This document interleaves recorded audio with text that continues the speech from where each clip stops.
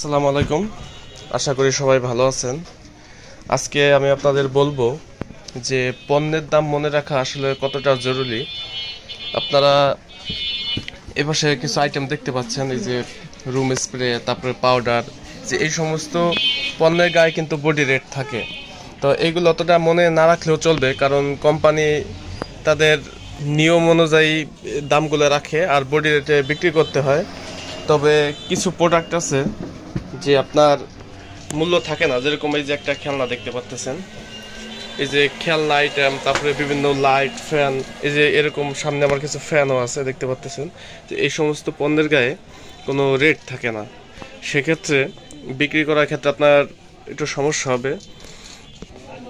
যদি সঠিক দাম জানা না থাকে তাহলে বিক্রি করতে একটু সমস্যাই হয়। এই জন্য মনে করেন বিভিন্ন প্রোডাক্টের গায়ে আমি বিভিন্ন ধরনের কোড দিয়ে লিখে রাখি। যেরকম এই যে একটা দেখতে পাচ্ছেন যে 1160 দেওয়া, এই যে একটা গায়ে যে কোড দিয়ে রাখা, মানে এইগুলা যদি আপনার ক্রয় মূল্য সঠিকভাবে জানা থাকে তাহলে আপনি বিক্রি করেও শান্তি পাবেন, বুঝতে পারবেন যে এই মালটা আমার কতটুকু প্রফিট হইলো।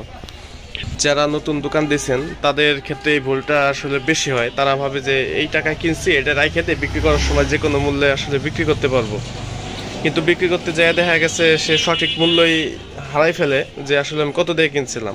এত এত মালের মধ্যে সব মালের দাম মনে রাখা আসলে সম্ভব হয় না। এই জন্যে আপনারা যারা নতুন তারা এই জিনিসটা ফলো করবেন, সবসময় প্রোডাক্টের গায়ে কোড লিখে রাখবেন। এক্ষেত্রে এই প্রোডাক্টগুলো বিক্রি করে আপনি বেশ সুবিধা পাবেন, কোনো দ্বিধাবোধ হবে না। আমার কথাই বলি, আমি যখন শুরুর দিক দিয়ে এরকম অনেক মালে বিক্রি করতাম, কোড যখন দিতাম না, তখন একটা কাস্টমারের কাছে বিক্রি করার সময় বিভিন্ন ঝামেলা হইতো।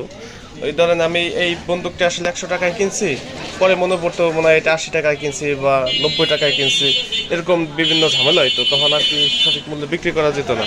এই জন্য কোড অবশ্যই ব্যবহার করবেন। আপনারা মাল ক্রয়ের ক্ষেত্রে আরেকটা জিনিস ফলো করতে পারেন, সেটা হচ্ছে যে প্রোডাক্ট কিনবেন সেটা আপনারা এরকম একটা নোটে লেখা রাখবেন। দেখেন যে আমি কিছু মালের আইটেম করছি এখানে, এগুলো আইটেম লিখে রাখলে দেখা গেছে আপনি যখন মোকামে যাবেন সেক্ষেত্রে আপনাদের ভুল হওয়ার সম্ভাবনা থাকেই না বললে চলে। আপনি যে মালটা আনবেন ওইটা মেমোতে লেখা নিয়ে যাবেন।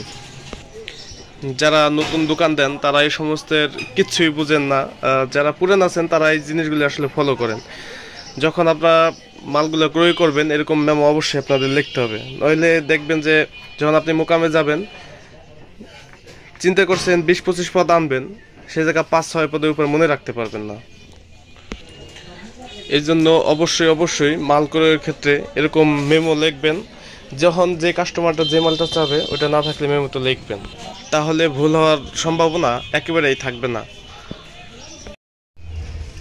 আর ব্যবসা ক্ষেত্রে আপনাকে সব সময় সচেতন থাকতে হবে, কারণ কোন প্রোডাক্টটা নতুন বাজারে আসছে, কোন প্রোডাক্টটার দাম কমছে, কোনটা বাড়ছে, এগুলো সমস্ত নলেজ আপনার সব সময় রাখতে হবে। সর্বদা সময় আপনার অ্যালার্ট থাকতে হবে, এখানে কোনো ফাঁকি দেওয়ার সুযোগ নাই।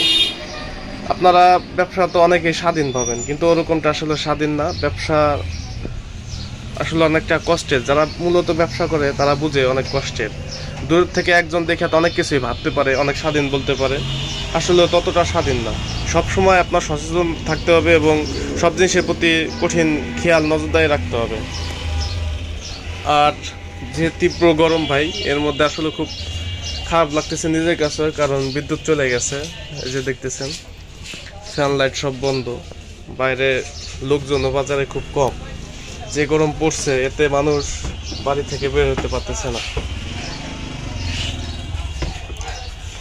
তো ভাই, যারা যেটাই করবেন ওটা ভালো মতো বুঝে শুনে করবেন। ব্যবসা করতে আসলে অতটা সহজ না, সম্মুখ ভালো একটা ধারণা নিয়েই সবাই ব্যবসায় নামবেন। তো ভালো থাকেন সবাই। আর আমি একটা কথা প্রায় সময় বলি, যদি আপনাদের কিছু কারো জানার থাকে সেটাকে আমার কমেন্ট করে লিখেন। আমি যতটুকু জানি বুঝি সেটা আপনাদের বোঝানোর চেষ্টা করব, মতামত দিব।